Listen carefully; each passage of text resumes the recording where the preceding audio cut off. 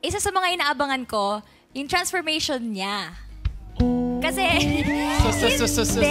kasi lagi kami pong di ba, pag magpe-perform, laging straight singing, laging laging maayos, presentable. Pero kasi, the first episode po, pagpasok niya sa dressing room ko, grabe yung tawa ko.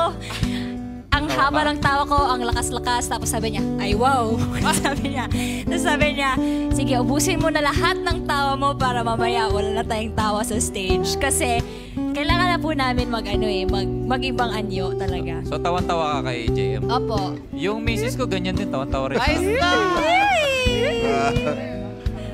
Oo. Pero may tanong lang ako isa kay Mariel. Yes, bakit po? blooming ka ngayon? Ay, sus. Kasi po, lalabas na po sa October 4 ang Your Face Sounds Familiar. Wow! So excited! Marunong!